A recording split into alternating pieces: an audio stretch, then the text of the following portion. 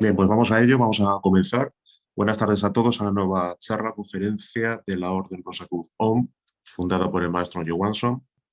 En esta ocasión vamos a continuar para cerrar, bueno, pues la explicación de una serie de moradas filosofales. Ese es el nombre que daba Fulcanelli, una serie de eh, construcciones, edificios, en este caso del Renacimiento, en otros casos de la Edad Media, en las cuales se nos muestra una simbología que tiene que ver con la gran obra.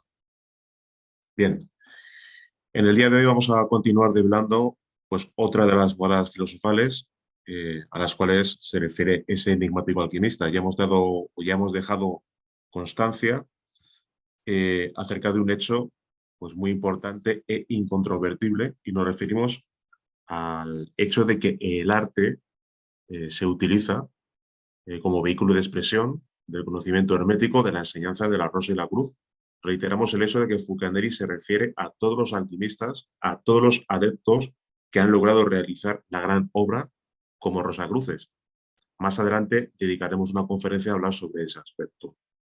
En la charla anterior habíamos hablado de la mansión Lallemant, la cual se encuentra ubicada en la ciudad de Bourg, en Francia. Curiosamente, en esta misma ciudad se encuentra la morada filosofal de la cual vamos a hablar hoy. Ambas moradas filosofales se encuentran bajo los auspicios y directrices de dos personajes. Uno de ellos ya lo hemos mencionado y el otro se trata de Jacques Coeur. Bueno, aquí vemos unas imágenes, hemos visto unas imágenes de la ciudad y aquí vemos también la catedral de la ciudad, el interior de la catedral, el exterior, y aquí ya tenemos en primer plano la entrada principal al palacio de este enigmático personaje, Jacques Coeur. Bourg, vieja ciudad del Berry, dice Fulcanelli, silenciosa, recoleta, tranquila y gris, como un claustro monástico legítimamente orgullosa de su admirable catedral. Ofrece además a los amantes del pasado otros edificios no menos notables. Entre estos, el Palacio de Jacques Coeur y la Mansión Lallemant son las más puras gemas de su maravillosa corona. Diremos poco del primero, que fue antaño verdadero museo de emblemas herméticos. El vandalismo se cebó en él. Sus sucesivos destinos arruinaron la decoración interior, y si la fachada no se hubiera conservado en su estado primitivo, nos sería hoy imposible imaginar ante las paredes desnudas las salas maltratadas y las altas galerías amenazando ruina, la magnificencia original de esta suntuosa mansión.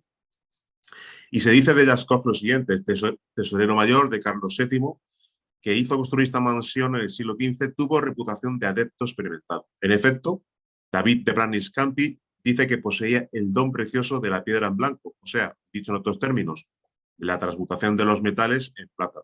Quizá le vino de esto su título de tesorero. Sea como fuere, debemos reconocer que Jacques Coeur hizo cuanto pudo para acreditar, mediante pues, una serie de símbolos escogidos, su calidad verdadera o supuesta de filósofo por el fuego, es decir, de adepto alquimista.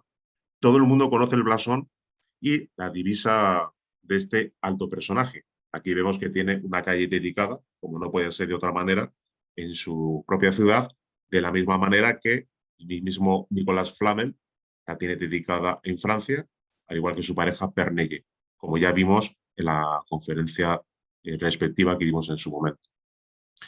Decíamos que todo el mundo conoce el blasón y la divisa de este alto personaje. Lo vamos a ver a continuación. Seguimos viendo pues, algunas diapositivas de lo que es el palacio, su parte externa. Luego nos iremos adentrando en el interior pues, para empezar a develar esa simbología.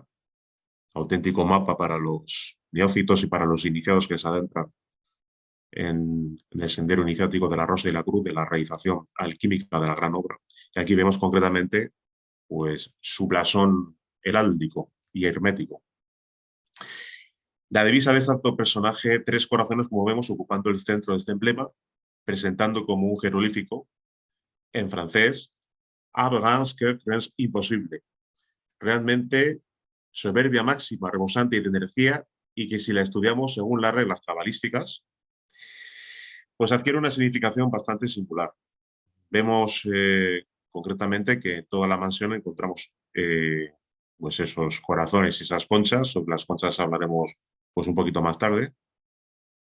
Bien, leemos con la ortografía de la época y obtenemos a un mismo tiempo, respecto al enunciado queer, corazón, el enunciado del espíritu universal o rayo de luz, también el nombre vulgar de la materia básica trabajada en el hierro, y las 3 reiteraciones indispensables para la perfección total de los 2 magisterios, los 3 corazones en sí.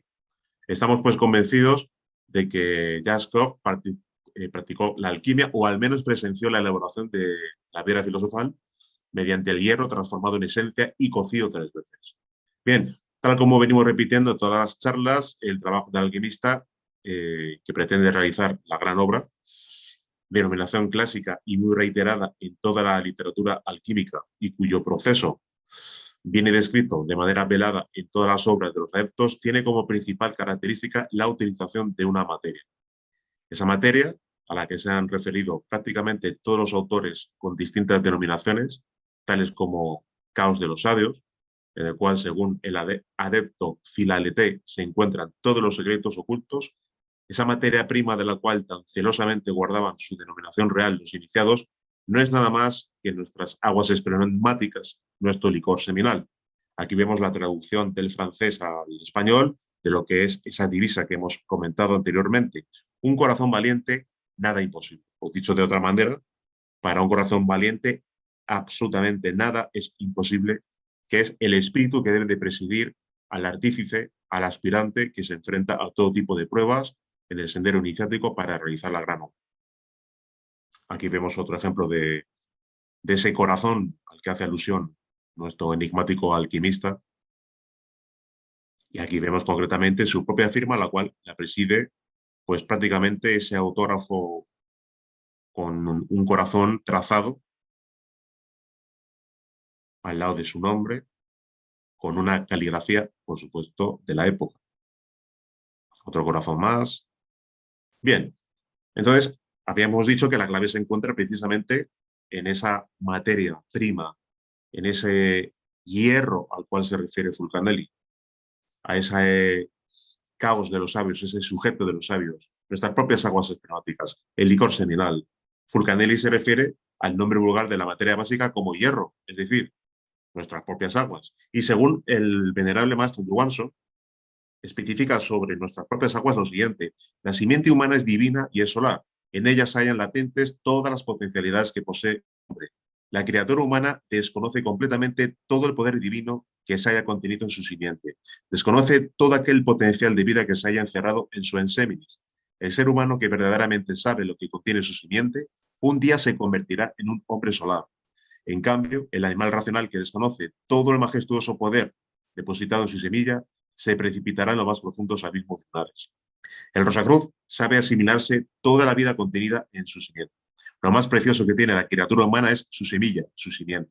Nada hay del universo que tenga un valor semejante de la simiente humana. La simiente humana es invalorable. La simiente humana es energía solar latente. Basta saber cómo desarrollar todo el potencial energético contenido en el enséminis para transformarnos completamente, convertirnos en seres humanos y realizarnos como verdaderos hombres. Y aquí vemos una de las claves del libro enigmático del cual hablaremos más adelante. Me estoy refiriendo a uno de los emblemas que aparece en el libro Las 12 llaves de la filosofía de Basilio Valentín, con ese emblema refiriéndose al agua, que es de lo que estamos hablando. El agua, el licor seminal, el hierro, el sujeto de los sabios, caos de los sabios, nuestro mar, leche de virgen, todos son expresiones equivalentes para referirse a lo que es esa materia prima que fue ocultada precisamente en los libros de alquimia, porque en su momento todavía se ocultaba para los neófitos y solo se liberaba para los iniciados, que se refiere a nuestro enseminis, que es la clave precisamente sobre la que se sustenta todo el edificio para construir la catedral del alma interna, nuestro licor seminal, el esperma sagrado. Fulcanelli menciona el rayo de luz, y el rayo de luz al que se refiere Fulcanelli es el fuego señalado por el maestro Johansson cuando afirma: el agua de vida es el habitáculo del fuego. El espíritu es fuego. Solo fecundando con el fuego del espíritu nuestras aguas seminales podemos lograr nuestra sublime cristificación. Es el espíritu quien, utilizando su vehículo de expresión, fecunda las aguas seminales con su fuego solar y así crea los cuerpos cristificados, los cuerpos solares que nos llevan hasta la luz increada de lo absoluto. Bien, respecto a las tres reiteraciones a las que se refiere nuestro enigmático alquimista, las veremos un poquito más adelante, ya que sobre ese aspecto tratamos en la conferencia anterior, tan solo, bueno, añadiremos solo un poquito más de información y quizás algún emblema destacado de esos maravillosos libros de alquimia, esa iconografía que nos guía y nos inspira pues, para seguir adelante nuestro camino, seguir develando más la enseñanza y viviéndola. Y ahí vemos concretamente que la clave de todo es el fuego.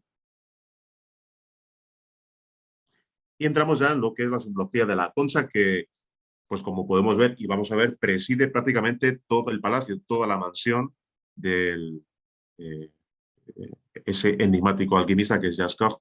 Entre los jeroglíficos predilectos de nuestro tesorero, la concha de Santiago ocupa lo mismo que el corazón, un lugar importante. Dicho sea de paso, aquí vemos concretamente posiblemente lo que podría ser una representación de uno de los barcos propiedad del alquimista Jaskov, ya que se dedicaba también a comerciar y en la parte de atrás vemos de nuevo los tres corazones y las tres conchas. Bien, las dos imágenes aparecen siempre reunidas o dispuestas simétricamente, tal como podemos ver los motivos centrales de los círculos tetralobulados de las ventanas, de las balustradas, de los tableros, del picaporte. Indudablemente esta dualidad de la concha y el corazón puede constituir el jeroglífico del nombre del propietario o su firma criptográfica, tal como hemos visto anteriormente al ver su firma.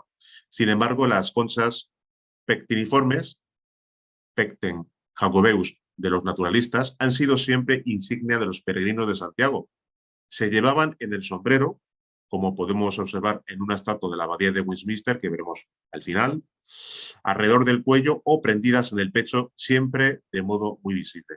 Aquí vemos concretamente que, como he dicho, todo el palacio, toda la mansión está presidida pues, por lo que es la concha. Aquí está una de las entradas, una de las dependencias del palacio, como no podía ser de otra manera, presidida de nuevo por la concha. Y este es el trazado que indica el Camino de Santiago en el norte de España. La concha de Compostela, sobre la cual habría mucho que decir, sirve en el simbolismo secreto para designar el principio Mercurio, llamado también viajero o peregrino. La llevan místicamente todos aquellos que emprenden la labor y tratan de obtener la estrella, Compostela. Nada tiene pues de sorprendente que Jaskov hiciese reproducir en la entrada de su palacio el Icon Peregrini, tan popular entre los alquimistas de la Edad Media. ¿Acaso no describe el propio Nicolas Flamel en sus figuras jeroglíficas el viaje parabólico que emprendió, según dice, para pedir al señor Yago de Galicia ayuda, luz y protección? Yago es el nombre en gallego de Santiago. Todos los alquimistas se hallan en sus comienzos en igual situación. El mercurio es el agua bendita de los filósofos. Las grandes conchas servían antaño para contener el agua bendita. A menudo las encontramos todavía en muchas iglesias rurales. El famoso Camino de Santiago, que conduce al peregrino hasta Compostela, y en el que la simbólica concha adquiere el protagonismo central, adquiere un significado profundo a la luz del simbolismo. Como podemos observar, la concha se encuentra en numerosos lugares del Palacio de Jaskov. En la historia del alquimista Nicolas Flamel se nos describe su peregrinación a Santiago de Compostela. Dicho sea de paso, abrimos un pequeño paréntesis y recomendamos a los amigos pues prácticamente una trilogía dedicada al alquimista de Nicolas Flamel, entre las cuales hablamos precisamente del Camino de Santiago. Bien, continúa Fulcanelli diciendo, estas sugestiones ayudan a comprender el error en el que gran cantidad de ocultistas han caído. Tomando el sentido literal de narraciones puramente alegóricas, escritas con la intención de enseñar a los unos lo que es precisamente esconder a los otros, Albert Poisson se dejó atrapar en la estratagema. Creyó que Nicolas Flamel, abandonando a Dama Pernelle, su mujer, su pareja, su escuela, sus iluminaciones, había realizado de veras, a pie y por la ruta ibérica, el voto formulado ante el altar de Saint-Jacques-la-Boucherie, su parroquia. Pues bien, nosotros certificamos, y puede confiarse en nuestra sinceridad, que Nicolas Flamel jamás salió de la bodega donde ardían sus hornos. Quien sabe lo que es el bordón, es decir, el bastón del peregrino, la calabaza, Y la Mérey del sombrero de Santiago sabe también que decimos la verdad. Sustituyendo por los materiales y tomando un modelo del agente interno, el gran adepto observaba las reglas de la disciplina filosófica y seguía el ejemplo de sus predecesores. Raimundo Lulio nos dice que realizó en 1267, inmediatamente después de su conversión y a la edad de 32 años, el peregrinaje a Santiago de Compostela. Todos los maestros pues han empleado la alegoría y esos relatos imaginarios que los profanos tomarían por realidades o cuentos ridículos. Según el sentido de las versiones, son precisamente aquellos los que la verdad se afirma con la mayor claridad. La calabaza que lleva el apóstol Santiago contiene el agua lustral, el agua de vida, nuestro elixir. El bordón representa la columna vertebral por donde debe ascender el fuego sagrado del Espíritu Santo, por el canal interior o Nadi Shushuma. Y la venera o concha del peregrino, la cual suele llevar en el sombrero, ya sabemos que representa al mercurio, a la materia prima de la gran obra, al licor seminal, el cual debe ser transmutado alquímicamente en energía crística o en mercurio de los filósofos para ascender hasta el cerebro y posteriormente hasta el corazón. Y allí, en el corazón, se encuentra el Buddhata, la conciencia. Toda la simbología del apóstol Santiago tiene una equivalencia eminentemente alquimista. La materia prima es el enseminis, es decir, la concha de peregrino, el licor seminal, el semen, el hornillo mágico del laboratorio oratorio, el sacra coxicio. El agua es propiamente el licor seminal. Los cordones o canales o nadis de Pingala son los tubos o conductores por donde ascienden los vapores seminales hasta el destilador o alambique del cerebro. Así lo afirma el maestro Johansson. El bordón de peregrino y el callado que diligentemente lleva consigo el apóstol Santiago, como hemos comentado, representan la columna vertebral en su interior. De esta se encuentra el Nadi Shushuma. El maestro Johansson afirma que para Rosacruz el Nadi más importante lo constituye sin duda alguna el Nadi Shushuma, pues es a través de él por donde asciende victoriosa la divina madre Kundalini. Este Nadi en el animal racional se halla plenamente cerrado, obstruido, y solo se logra la limpieza mediante el fuego sexual. Kundalini se abre paso a través de la materia cristalizada por la fornicación. Recordemos que el concepto de fornicación implica unión sexual con orgasmo y eyaculación. Todo lo contrario a cuando hablamos de transmutación alquímica de energía, donde por supuesto no existe derrame seminal, muchísimo menos orgasmo, sino una magnífica transmutación. Los principios fundamentales con los que se nutre y progresa la ígnea serpiente de nuestros divinos poderes, o sea, nuestra divina madre Kundalini, se halla en la simiente. Aquí vemos una imagen que previamente hemos referido en la abadía de Westminster, en Inglaterra, a la cual se hace referencia en uno de los libros de Fulcanelli. Los grandes sabios de todos los tiempos y eternidades hoy han trabajado en sí mismos con el agua y el fuego para el despertar de sus facultades internas y despertar su conciencia cósmica. Todos los grandes maestros de la Gran Logia Blanca, sacerdotes por siempre conforme el orden de Melquisedec, levantaron las serpientes sobre la vara de su columna vertebral y encendieron el laboratorio oratorio en la novena esfera, en el sexo, el fuego sagrado del Espíritu Santo. Encarnaron en sí mismos la divinal y bendita madre Nui Isis Kundalini María Rea Donatsin. En definitiva, ese bordón que acompaña a todo peregrino para realizar el camino de Santiago simboliza nuestra columna vertebral, es decir, el árbol de la vida. Y continuando con Nicolas Flamel, Fulcanelli afirma lo siguiente. Todas las efigies de Flamel lo representaban como el peregrino. Así figuraban en el pórtico de la iglesia de Saint-Jacques-la-Boucherie y en el de Saint-Geneviève-des-Ardennes. Con el mismo atavío se hizo pintar en el arco del cementerio de los inocentes. El diccionario histórico de Louis Mogui cita un retrato pintado por Nicolas Flamel que se veía expuesto en tiempos de Borel, más o menos en 1650, en casa de Monseñor de Sardes. También en ese caso el adepto se había revestido con el atavío por el que se sentía particular a gusto y con bastante afecto. Detalle singular, su gorro era de 3 colores, negro, blanco y rojo, coloraciones de las 3 fases principales de la gran obra. Imponiendo a los escultores y pintores esta fórmula simbólica, Flamel, el alquimista, disimulaba la personalidad burguesa de Flamel, el escritor, tras de Santiago el Mayor, jeroglífico del mercurio, tal como hemos comentado. Estas imágenes no existen ya hoy, pero podemos tener de ellas una idea bastante exacta gracias a las estatuas de apóstol ejecutadas en la misma época.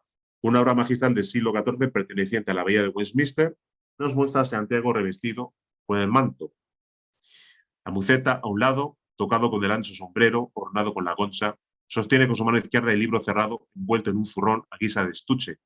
Tan solo el bordón sobre el que se apoyaba con la mano derecha ha desaparecido. El solitario caminante del Camino de Santiago lleva consigo el libro del Apocalipsis, con sus 7 sellos. Ese libro esotérico, cuyos 7 sellos debe de ir abriendo gradualmente a medida que va avanzando por el estrecho camino iniciático esotérico. De hecho, aquí en esta diapositiva, lo que observamos es a 3 Santiagos. Uno, que es el central, jeroglífico del Mercurio. Observamos un Santiago a la izquierda, el cual tiene lo que es el libro cerrado, y un Santiago a la derecha que tiene un libro abierto. Bueno, en algunas charlas hemos hablado de una doble simbología. El libro abierto y cerrado, símbolo del esoterismo y exoterismo, pero ya en terrenos alquímicos, obviamente estamos hablando que el libro cerrado se refiere al mercurio en bruto, a lo que es el enseminis, a las aguas espermáticas todavía sin ser trabajadas o ser transmutadas, y al libro abierto tenemos precisamente el resultado de la transmutación, que es justamente cuando alguien transmuta sus aguas, se convierten en energía crística o en mercurio de los filósofos. Y de ahí que se le representen con el libro abierto. Bien. El apóstol Santiago, representando al peregrino de la Gran Nova, lleva consigo el libro del Apocalipsis, la calabaza, el bordón bendito y la concha, tal como venimos repitiendo. El peregrino es el mismo Mercurio que debe de pasar por innumerables transmutaciones. La llegada a Compostela implica la adquisición de la estrella. De ahí, Compos Steleae. Esa estrella resplandeciente que brota desde el fondo del mar, de nuestro mar, tal como lo expresan algunos alquimistas, del caos espermático, es Stella Maris. Es la que nos guía en el trabajo, es la Virgen del mar, de nuestro mar, la Divina Madre, la Shakti, nuestra Divina Madre Kundalini. Aquí se especifica que en el interior de la catedral la más notable presencia se localiza en la cripta, sobre el arca que guarda los restos de Santiago. Esta imagen se debe a que la estrella y el arca son los elementos representativos del cabildo de la catedral compostelana. Aparecen también en el escudo de la ciudad al acoger los restos del apóstol Santiago. Luego veremos pues, una imagen donde se reúnen todos estos elementos y llegaremos a una conclusión bastante evidente, pero no la vamos a adelantar. De momento diremos, pues traeremos a colación una afirmación respecto a lo que dice el maestro Johansson, que es lo siguiente. El Enseminis es la morada del Cristo y de la Divina Madre. El Padre, el Hijo y el Espíritu Santo y la Divina Madre moran en la simiente humana. Es la energía sexual, la energía solar concentrada y la simiente la única que pueden despertar en la criatura humana toda aquella gran potencia encerrada en el hueso coxigio y cuyo bendito nombre es Kundalini. La Divina Madre Kundalini es la misma bendita Madre de Jesús el Cristo, es María. Ella se nutre con la energía sexual y ella es la madre de la energía sexual. La Divina Madre es la Madre del Sol, Cristo. Ella espera el instante supremo de ser despertada y poder levantarse victoriosa sobre la vara maravillosa que sostiene el organismo planetario, la columna vertebral. Forcadell afirma, Nicolás Valois nos da a entender con claridad en el pasaje siguiente. Los sabios dicen llamar su mar a la obra entera y a partir del momento en que el cuerpo es reducido a agua, de lo que se compuso primariamente, aquella es llamada agua de mar, porque se trata en verdad de un mar en la que muchos sabios navegantes han naufragado por no tener ese astro como guía, que no faltará jamás a quienes lo han conocido una vez. Y aquí vemos concretamente 3 elementos en uno de los escudos que, de manera innumerable, pues engalanan la ciudad de Santiago de Compostela y los alrededores de la catedral. En la parte superior, como no podía ser de otra manera, la concha. En la parte central tenemos a esa estrella que representa a la Divina Madre, la Shakti, que nos guía a la gran obra. Y, por supuesto, esa Divina Shakti preside lo que es el arca. La tradición especifica que Santiago vino concretamente en un arca por mar y arribó precisamente en tierras de Galicia. Y fue, pues, como suele ser habitual en estos casos, un pequeño pastor, cuenta la leyenda, que vio pues, unas luces que brillaban y allí justamente pudieron encontrar lo que es el arca donde se encontraba pues, el apóstol Santiago, o lo que quedaba de él en ese sentido. Y se construyó una iglesia y posteriormente la Catedral de Santiago de Compostela. Analizando todo esto a la luz del esoterismo, a la luz de la simbología, pues obviamente nuestros amigos que nos escuchan en este momento, ya experimentados Después de quizás ver alguna de nuestras charlas, pues ellos mismos podrán deducir la maravillosa simbología hermética que preside este escudo. Como venimos repitiendo a lo largo de la charla de hoy y en otras charlas, pero hoy más específicamente, esa parte superior en la cual observamos esa maravillosa concha, pues representa las aguas mercuriales. La divina Shakti, tal como acabamos de comentar ahora, es esa estrella, y ese arca no deja de ser, no podría ser de otra manera, justamente que la práctica con el arcano solar. El arcano justamente es a lo que se refiere el arca.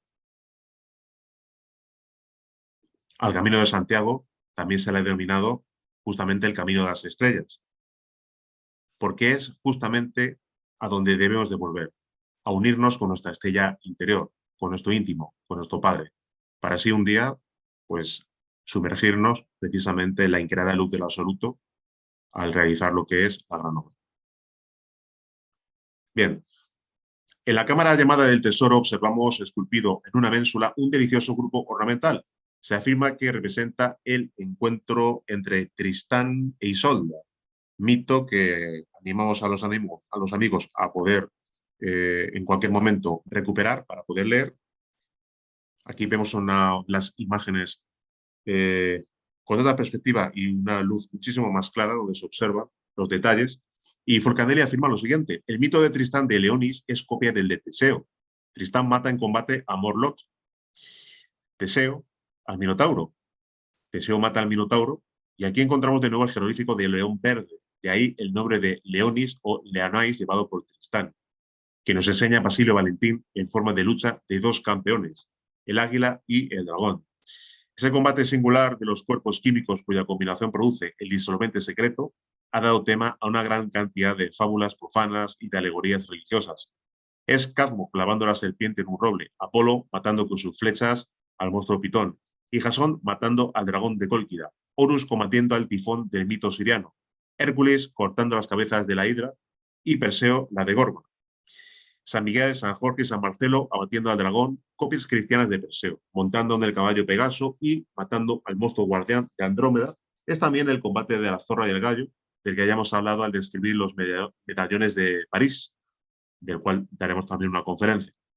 Es del alquimista del dragón, de la rémora y la salamandra, esa lucha, ese enfrentamiento de dos naturalezas distintas, de la serpiente roja y la serpiente verde, etc. Por último, señalamos un detalle de cierto valor para el análisis del símbolo. El árbol situado detrás de Tristán está cargado de frutos enormes, peras o higos gigantescos. Esta es la abundancia que las hojas desaparecen bajo su masa. Extraño bosque, en verdad. Y cuán tentados nos sentimos a asimilarlo al fabuloso y mítico jardín de las Hespérides. Una vez más, este relato mitológico al que se refiere Forcanelli tiene fundamentalmente dos lecturas. La más sencilla de todas es la que se refiere a la muerte mística. Al menos en el mito de Teseo y el Minotauro, el sentido es claro. El alquimista, el guerrero, el héroe, debe de enfrentarse al ego, en este caso representado por el Minotauro, y aniquilarle. Recordemos que el ego, según el maestro Johansson, es simplemente un conjunto de valores positivos o negativos, y esos valores, o agregados psíquicos, astrales, mentales, volitivos, son los que en forma definida reciben el calificativo de yoes. El ego está compuesto por infinidad de yoes. Los yoes son legión. La fornicación es el alimento básico fundamental, primordial, insustituible del ego. Sin embargo, el alimento del Buddhata, el sustento de la conciencia, se halla en el ensemis, en la simiente. Todo aquel que vive el Maituna, o arcano real, proporciona átomos de altísimo contenido energético para el despertar de la conciencia. Quien aspira realmente a despertar conciencia debe de trabajar con el fuego y el agua, debe de lograr la transmutación de su simiente divina y hacerla ascender, convertida en luz y fuego, a través de los nadis y la Pingala, hasta que las corrientes solares y lunares hagan el contacto fundamental en el chakra Muladhara para despertar a la divina serpiente ígnea de Kundalini. El ego es quien mantiene aprisionada la conciencia. Es por ello por lo que Teseo debe de eliminar al Minotauro, viva representación del ego y de nuestra pasión animal. Si nos centramos esta vez en el ámbito de la operatoria alquímica, Fulcanelli afirma cualidades contrarias que hay que agrupar necesariamente en la materia filosofal. Encontramos esta imagen, con esta imagen, el jeroglífico de la primera conjunción, lo cual se produce únicamente poco a poco, a medida que se desarrolla la penosa y fastidiosa labor que los filósofos llaman sus águilas. La serie de operaciones cuyo conjunto conduce a la unión íntima del azufre y del mercurio lleva también el nombre de sublimación. Gracias a la reiteración de las águilas o sublimaciones filosóficas, se despoja el mercurio exaltado de sus partes groseras y terrestres, de su humedad superflua. Hacer volar el águila significa, según la expresión hermética, hacer salir la luz de la tumba y llevarla a la superficie, que es lo propio de toda sublimación verdadera. Es lo que nos enseña la fábula de Teseo y Ariadna. A fin de señalar la violencia del combate que precede a nuestra conjunción, los sabios simbolizaron las dos naturalezas con el águila y el león, iguales en fuerza, pero de complexión contraria. El león representa la fuerza terrestre y fija, mientras que el águila expresa la fuerza aérea y volátil. Puestos frente a frente, los dos campeones se atacan, se repelen, se desgarran mutuamente con energía hasta que al fin, después de perder el águila sus alas y león su melena, ambos antagonistas no forman más que un solo cuerpo, de calidad intermedia y de sustancia homogénea, el mercurio animado. Dicho de otra manera, el mercurio animado es el resultado de transmutar el mercurio en bruto o licor seminal. Siempre aparecen elementos en el proceso de transmutación de naturalezas contrarias, águila y león, zorro y gallo, al que se refiere Fulcanelli, citando a Cyrano de Bergerac, más propiamente Tristán y Isolda, o para ser más exactos, fuego y agua. Continuando con la idea de la muerte, Fulcanelli afirma lo siguiente. Para el filósofo, la muerte es simplemente la clave maestra que une el plano material con el plano divino. Es la puerta terrestre abierta sobre el cielo, el vínculo de unión entre la naturaleza y la divinidad. Es la cadena que ata a aquellos que son con los que ya no son. Y si la evolución humana en su actividad física puede disponer a su antojo del pasado y del presente, en contrapartida tan solo a la muerte le pertenece el porvenir. En consecuencia, lejos de inspirar al sabio un sentimiento de horror o de repulsión, la muerte, instrumento de salvación, se aparece como deseable porque es útil y necesaria. Y si no nos está permitido acortar por nosotros mismos el tiempo fijado para nuestro destino propio, al menos hemos recibido licencia del Eterno para provocarla en la materia grave sometida según las órdenes de Dios a la voluntad del hombre. Se comprende así por qué los filósofos insisten tanto en la necesidad absoluta de la muerte. Por ello, el espíritu imperecedero y siempre actuante revuelve, criba, separa, limpia y purifica el cuerpo. Por ella, el espíritu tiene la posibilidad de reunir las partes limpias y de construir con ellas su nuevo domicilio y de transmitir, en fin, a la forma regenerada una energía que no posee. Considerada desde el punto de vista de su acción química sobre las sustancias de los tres reinos, la muerte está claramente caracterizada por la disolución íntima, profunda y radical de los cuerpos. Por ello, la disolución, llamada muerte por los viejos autores, se afirma como la primera y más importante de las operaciones de la obra, la que el artista puede esforzarse en realizar antes que cualquier otra. Quien descubra el artificio de la verdadera disolución y vea consumarse la putrefacción consecutiva tendrá en su poder el mayor secreto del mundo. Poseerá igualmente un medio seguro de acceder a los sublimes conocimientos. Tal es el punto importante de ese eje del arte, según la expresión misma de Filaleteo, que desearíamos señalar a los hombres de buena fe, a los investigadores benévolos y desinteresados. Para terminar la explicación del mito, traemos a colación el nombre de Tristán de Leonis, es decir, león. Y Fulcanelli hace alusión al león verde. Mediante el trabajo sobre el vitriolo obtenemos el león verde. Mediante el trabajo con el vitriolo, como hemos explicado en la conferencia anterior al hablar de la masonería alemán, damos la explicación que dan los alquimistas de la palabra vitriolo. Vitriolo, visitam interiorem interram rectificatur invenias occultum lapidum. Está en latín, pero la traducción sería: visita el interior de la tierra que rectificando encontrarás la piedra oculta. El vitriolo de la alquimia es el líquido flexible, maleable. Rectificando este líquido, encontramos la tintura del oro, el león verde de la alquimia, el íntimo. Hay que rectificar intensamente nuestra tintura para obtener el león verde. Y rectificar nuestra tintura, simplemente, es someter a innumerables transmutaciones nuestras aguas espermáticas, nuestro ensemis. Continuando con la explicación de algunos de los relieves del palacio de Jasker, nos encontramos con un panel esculpido que forma el tímpano de una puerta abierta al patio de honor y representa tres árboles exóticos, palmera higuera y palmera datilera, que crecen en medio de plantas herbáceas. Un encuadramiento de flores, hojas y ramas rodea este bajorrelieve. La palmera vulgar y la palmera de dátiles, árboles de la misma familia, eran conocidas por los griegos con un nombre en griego determinado, en latín fénix, que es nuestro fénix hermético. Representan los dos magisterios y su resultado, las dos piedras, blanca y roja, que no tienen más que una sola y misma naturaleza, comprendida bajo la denominación cabalística de fénix. En cuanto a la higuera, que ocupa el centro de la composición, indica la sustancia mineral de la que los filósofos extraen los elementos del racimiento milagroso del fénix. ¿Y cuál es la sustancia mineral que venimos repitiendo concretamente a lo largo de la charla? Pues la misma que representa la venera o la concha del Camino de Santiago, nuestras propias aguas. El trabajo completo de tal renacimiento constituye lo que se ha convertido en llamar la grano. Según los evangelios apócrifos, fue una higuera, un sicomoro, higuera de Faraón, el árbol que tuvo el honor de resguardar a la Sagrada Familia cuando la huida a Egipto, de nutrirla con sus frutos y de apagar su sed gracias al agua límpida y fresca que Jesús, niño, hizo brotar entre las raíces. Fulcanelli reacciona y acondiciona este comentario relacionándolo y deduce del griego la palabra higo con otros términos en griego que significan llevar en su seno. Contener es la Virgen Madre que lleva en su seno y el emblema alquímico de la sustancia pasiva, caótica, vehículo del espíritu encarnado. Sozómenes, autor del siglo IV, afirma que el árbol de Hermópolis que se inclinó ante el niño Jesús se llama Persea.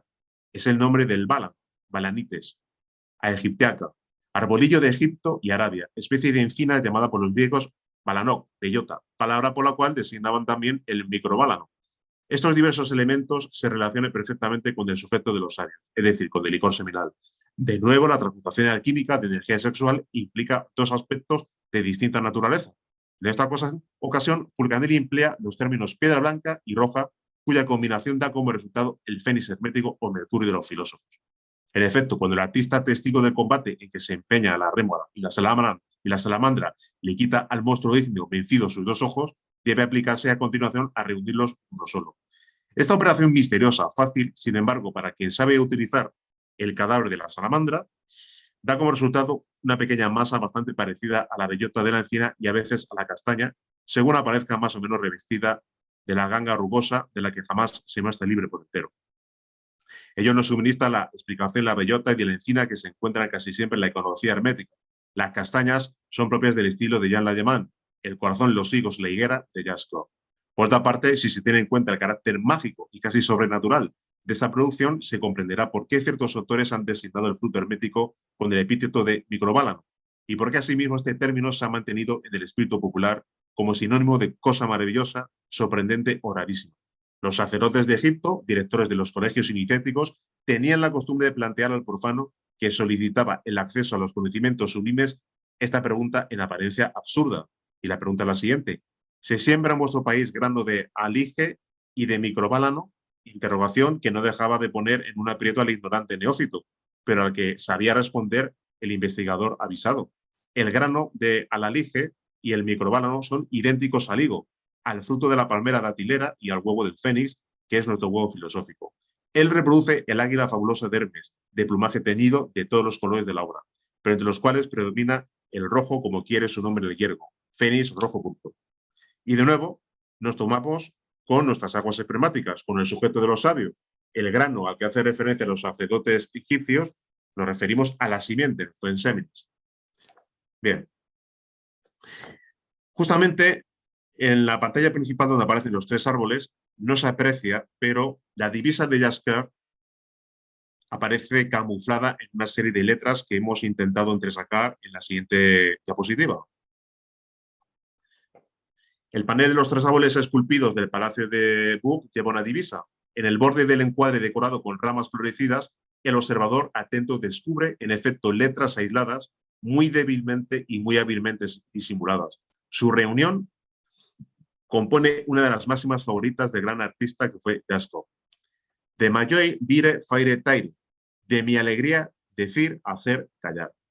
La alegría del adepto reside en su ocupación, el trabajo que le hace sensible y familiar a esta maravillosa obra de la naturaleza que tantos ignorantes califican de quimérica.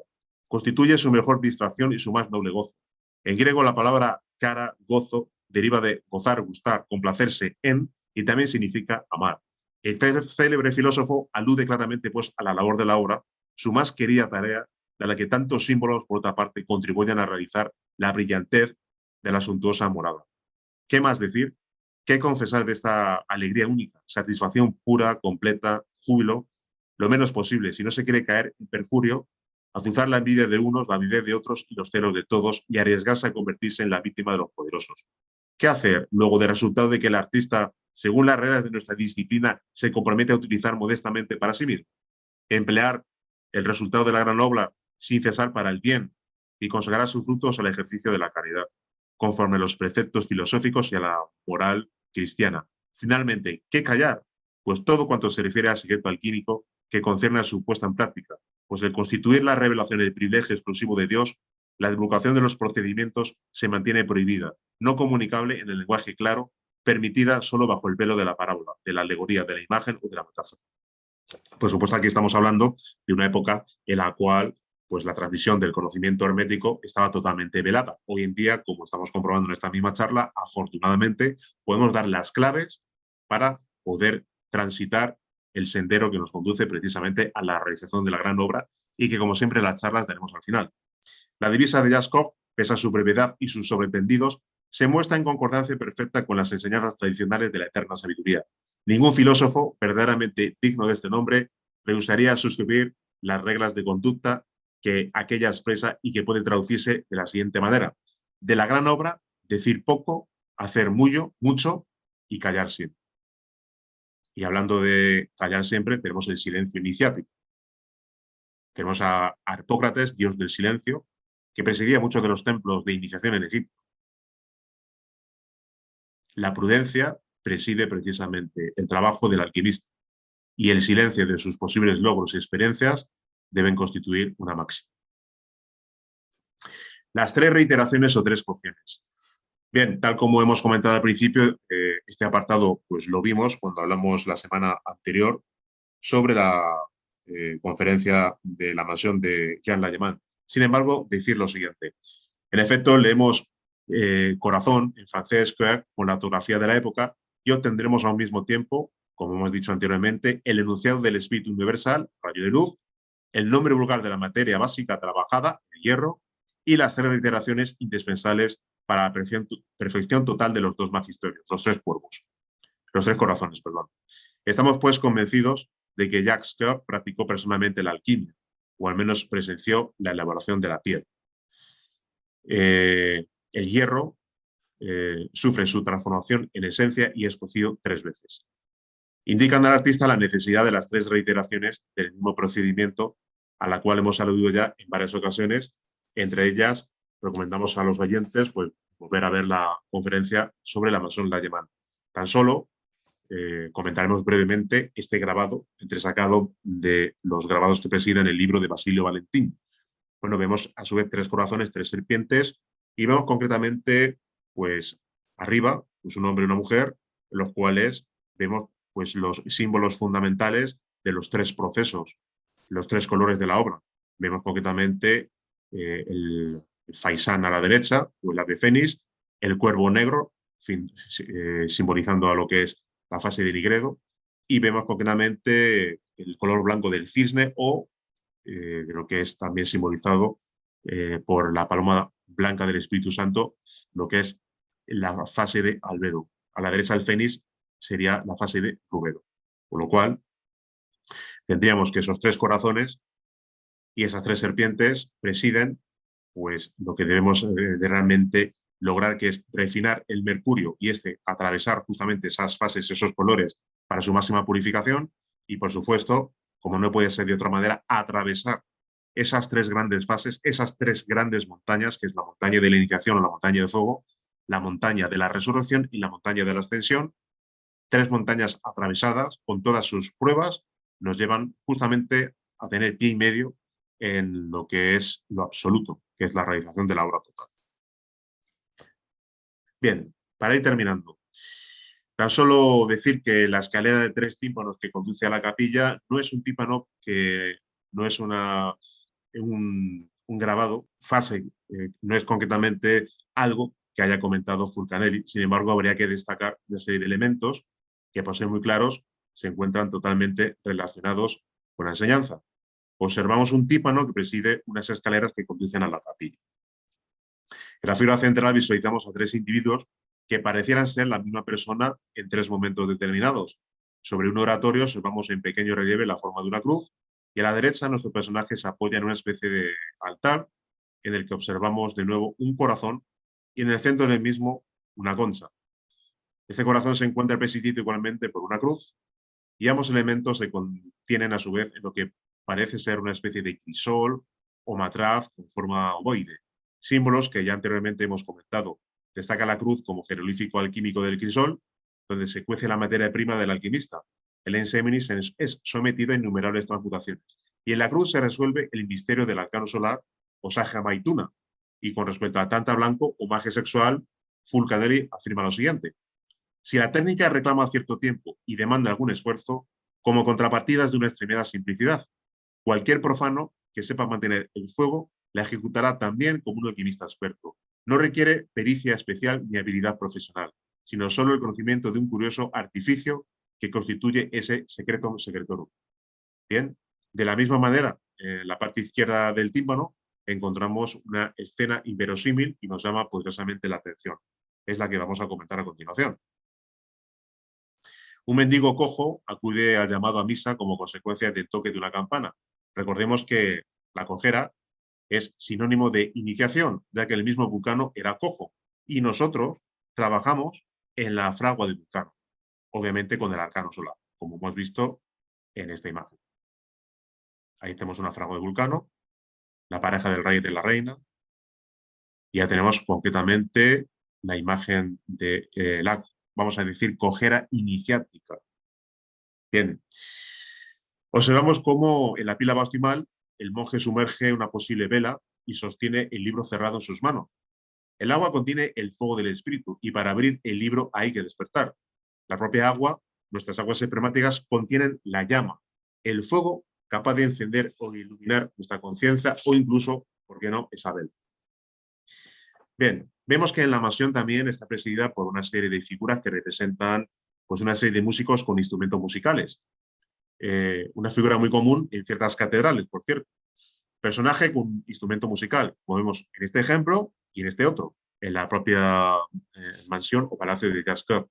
Fulcanelli afirma que eso fue frecuente hallar en las moradas de los alquimistas, entre otros emblemas herméticos, a músicas o instrumentos de música. Músicos que pues, posan en determinadas posiciones o en instrumentos de música variados. Y es que entre los discípulos de Hermes, la ciencia alquímica era llamada también el arte de música. En griego, músico procede de musa, palabra derivada de udok, fábula, apólogo, alegoría, que significa también el espíritu o sentido oculto de una narración. Obviamente, ese sentido oculto es lo que preside toda la simbología de pues, todas las construcciones de la Edad Media y del Renacimiento, de los libros de alquimia, etcétera. Por lo cual, allí donde vemos una construcción donde hay músico, puede ser, sí, por supuesto, un elemento ornamental, pero fundamentalmente nos da una pista, es que el artífice de la construcción posiblemente fuera un iniciado. Bien. Y para terminar, tal como también existen en la mansión Layeman, como no podía ser de otra manera, los monos también presiden lo que es la mansión de Gascoigne. Aquí vemos dos ejemplos.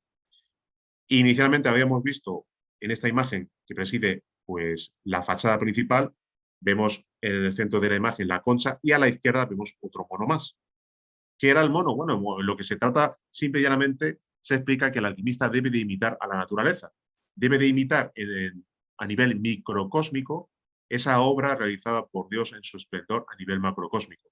Y para realizar esa obra, pues tenemos pues, una serie de pautas, siguiendo concretamente la rosa hermética, que son, como no podía ser de otra manera, justamente los 5 valores.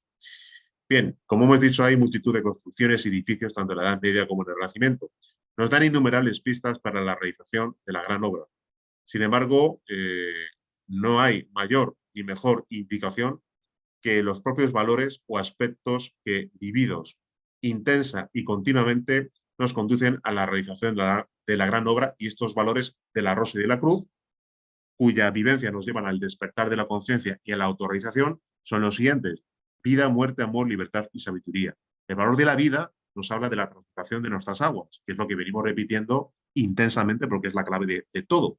Esa transmutación ostenta 3 modalidades. La transmutación alquímica de energía sexual puede ser en su modalidad bipolar. La transmutación unipolar la lleva a cabo a aquellas personas que todavía no tienen su pareja. Cuando hablamos de pareja, siempre hablamos de hombre y mujer.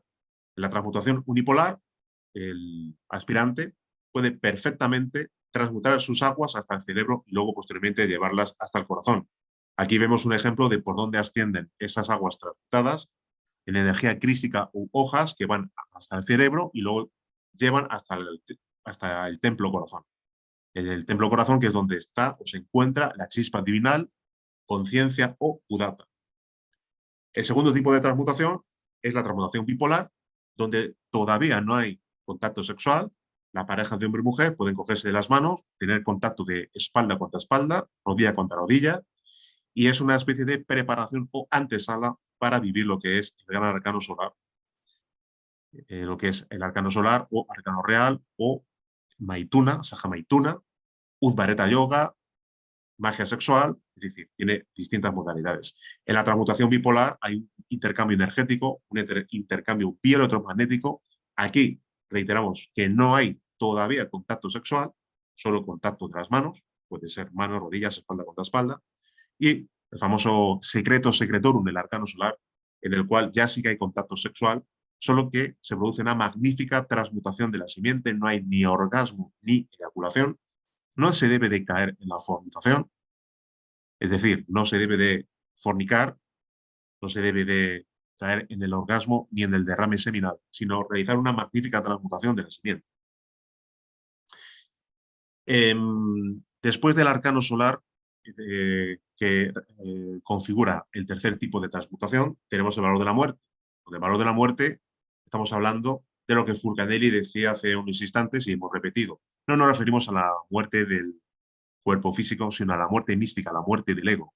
Porque para empezar a dejar de estar sometidos a la muerte del ego, debemos de realizar un control yoístico de todos nuestros impulsos egoicos. Lo que se expresa a través del animal racional es ego, son yoes. Para que estos no se fortalezcan, sino se debiliten, debemos de evitar esa expresión. Y para debilitar esa expresión debemos de controlar esos impulsos. Si aprendemos a controlar el ego, si aprendemos a controlar el impulso yoístico, ese ego se irá poco a poco debilitando y será el comienzo de su muerte.